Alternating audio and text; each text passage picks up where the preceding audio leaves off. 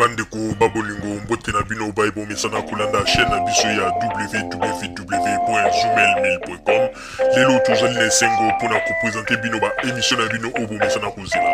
Ngai papa Roger Babo lelo na ko présenter bino ba émission obo mesana kozela mokolo na mokolo pona kotalisa na bana ya Congo eloko nini oyo tobombeli ba. Maman Rosalie Lokosu n'a une responsabilité monene na chaîne ya www.zoomel.com pour na kotalisa na peuple congolais vérité to bosolo oyo nini esengeli na biso bana ya mbonga toyeba esika oyo bato bazali kokangela bato misu to bazali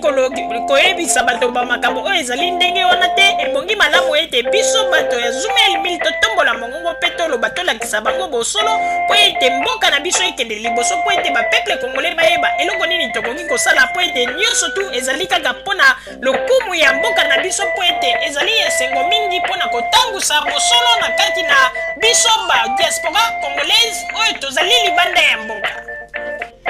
Na ntango oyo bozala kaka bisika bozali nde bokolanda basango ya www.zoomel.com.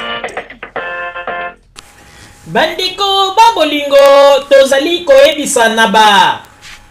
diaspora congolaise nyonso oyo bazali na mokili mwa poto ezala na Afrique partout ailleurs banguna ya peuple oyo balingi mboka na biso ebonga te oyo bazali kosala tango nyonso manevre bazali kolekisa makambo na ndenge ya molili bauti komanipule site ya bureau ya seni bauti komanipule site ya seni pe bakamati bapesi ba information ya lokuta soit disant que seni nde moto a proclamer yango bandeko babolingo na tango oyo bankete ezali kosalama po ete bayeba bato nini oyo basali babiloko wana tozali kosoupçonne ekoki kozala bato ya IDPS bato ya Pareco pe bato kaka oyo ya bamolili oyo bazali kosala misala ya mabe kasi tokosinga na président ya Seni Pasteur Ngoi Mulunda oyo ekomi déjà très dangereux ebongi apesa likambo yango na Interpol po ete Interpol akodetecte bato oyo basali babiloko wana pe esika nini basaleli yango moma yango oyo Mese Ngoi Mulunda azwa makambo na ye na maboko etant que président ya Seni apesa makambo wana na niveau Interpol po ete makambo ezali lisusu liseki te ekomi likambo bazali kosala po ete bakomi kozwa makambo nyonso maseki mpo na nini soki bango bazali kosala makambo bino bozali koreagir te yango wana bakomisi yango lokola liseki tolingi ete gouvernement ya Congo na Seni bazwa bamesure ya makasi bakontakte police Interpol po ete bango balandela likambo oyo ti na suka nayebisi bino ete bango bakokanga bato wana ezala bazali na se ya mai ezala bazali wapi bakoyeba esika nini bamanipule esika nini message wana etindamaki bakokanga bango papa Roger napesi yo maloba bandeko babolingo kaka ndenge mama Rosalie auti koloba ete bandeko nyonso tu tozali koyebisa na bino ete bozala prudent po ete bato oyo babandaki koganga balobi ete bango baganye baélection mais soki boganye baélection mpo na nini bozali kosala bamakambo ya boye na molili bauti komanipule site internet ya Seni bazwi bainformation ya lokuta baglisse kuna bapiblie yango mais ezali na yango simple il faut Seni apesa makambo na niveau international mpona kokanga bato wana ezali simple ezali na yango simple pe tokoyebisa na bato ya Seni meme na bato ya gouvernement basite lokola ya gouvernement basite lokola ya Seni ezali babiloko moko ntango bozali kocreye yango il faut bo prévoyaka déjà kosécurize yango ya 100% soki kutu radio na biso Zoomel 1000 ezali bien protégé po ete bato ebele bameka me bakoka te to ezali bien protégé bango baprotege radio na biso très bien bameka ndenge nyonso ya kotinda mpo ete bayiba bamot de passe badekode bamot de passe mais esimbaka te mpo ete bakutana na ebende soki radio zumel mile ezali bien protégé pourquoi babiloko ya minene oyo ya leta bokoki koprotege yango te bomeka kozwa makambo wana bopesa yango na niveau international balandela bato wana soki bainformaticien ya niveau ya Interpol bazwi makambo wana na maboko nazali koyebisa na bino nazali koloba meme na bato ya seni une semaine eza ebele bokoyoka bakangi bato wana pe nazali koyebisa bino ete une semaine ebele bakokanga bato wana bosala tout Pasteur Ngoy Mulunda nasengi na yo il faut passer à la créneau zwa bamakambo na maboko pesa yango na niveau ya Interpol po ete balandela bato wana parce que oyo basali ezali trahison ya monene oyo ekoki kocreye ntango mosusu mobulu na kati ya mboka yango wana ndenge ezali wana Pasteur Ngoy Mulunda tolingi te kaka bamakambo na bino kuna ya Congo etikala kaka na ndenge ya maloba oyo bato wana basali mbalo tolingi bopase en action parce que bakomi kokota na kati na niveau oyo bakokaki kokota te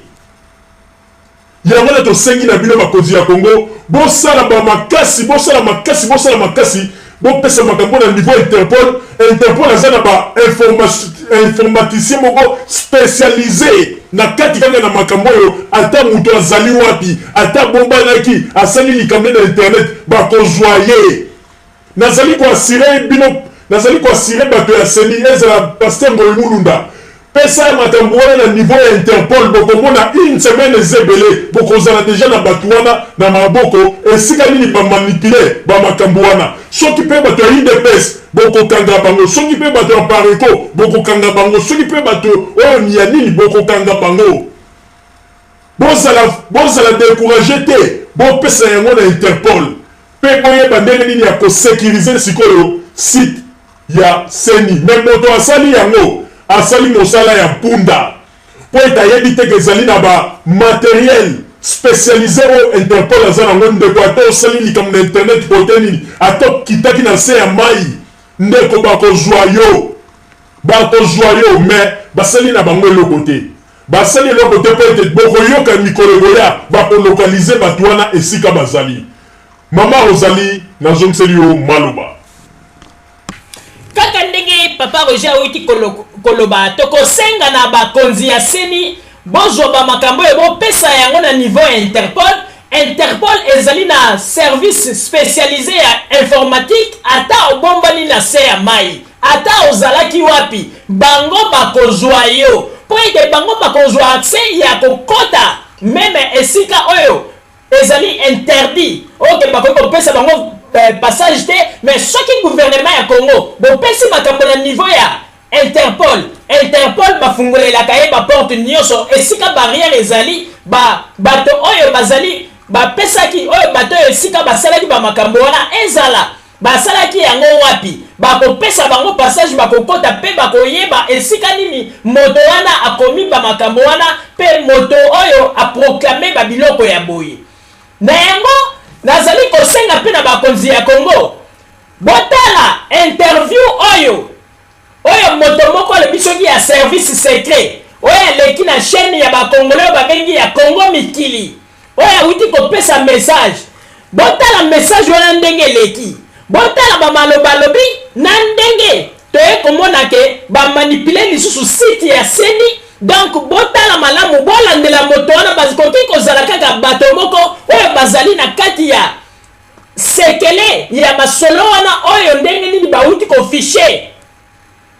makambo na bamessage ya lokuta na page ya seni donc bomeka kolandela mpe moto wana oyo apasaki message na ye bozwa kaka numero ye bozwa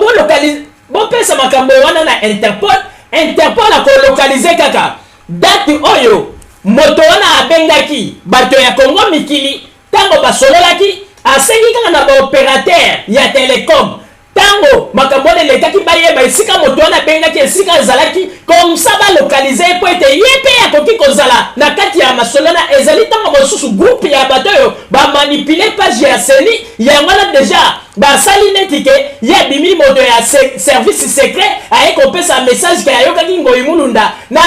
président de la République bazango solola ezali eloko moko tango mosusu basi ba préparer ki batindi message na seni après bango sikoyo bakomi koleka pona kopesa ba message o ngai moto ya service secret o boy balandela bato wana nyoso makambo yo banquete yo circuit ya makambo yo ezali molai mais to sengi na passer Ngoi Mulunda à prendre en main makambo o na maboko po ete tomona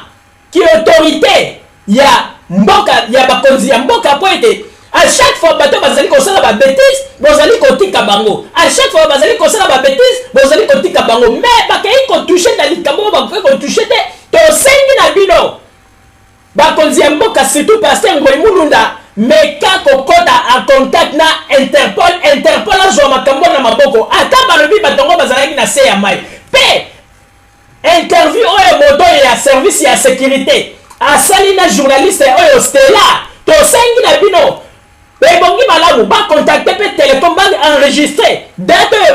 basalaki ba téléphone ki moto wana téléphone ki ba localiser esika coup de fil ya moto wana eutaki balandela pe moto wana bazali bato ya coup circuit oyo bango nde moto basali ba makambo wana yango na moni ete bayaki déjà na Congo mikili po ete bapesa déjà ba message moko ya avance o tongaki boyo boy donc basi basalaki ba makambo na bango ba manipuler page ya seni après sima bakomi koya kopesa ba interview na bango mpona koloba balandela bato wana malamu na banzi ete wana ezalaki message topesi tokozela tozwa ba information mosusu mpenza ya malamu po ete toya kodevelope yango mpe tokopesa bino mais na bato oyo bamanipule page ya seni ekoki kozala bato ya IDPS ou bien apariko ou bien kaka bato oyo bazali kosala bamanevre mais IDPS ifo bazala baza na kati ya masolo oyo apariko mpe baza na kati ya masolo oyo mais interview oyo tata oyo soi-disant moto ya service secret oyo alekaki aye kokosa bato na makambo ya lokuta aza koloba basi bayebaki ete bamanipule page ya seni yango wana sikoyo bango bakomi koleka deja kopesa bamessage na Congo mikili mpona kosala neti koprepare peuple mais ndenge ezali wana Interpol il faut passer Ngoi Mulunda apesa makambo na Interpol akozwa bato wana balinga te mais basali nde bozobe esala ngando po ete bakei mosika onge batikala kaka na bablack na bango babandaki kosala mais bakei mosika sikoyo nde bokomona bagros poisson babandaki kostinda makambo na sese bakozwa bango lokola bandonge bandeko babolingo bozala kaka bisika bozali na nsima ya bango nde tokotalisa bino basango tobombeli bino ya radio Zumel 1000 merci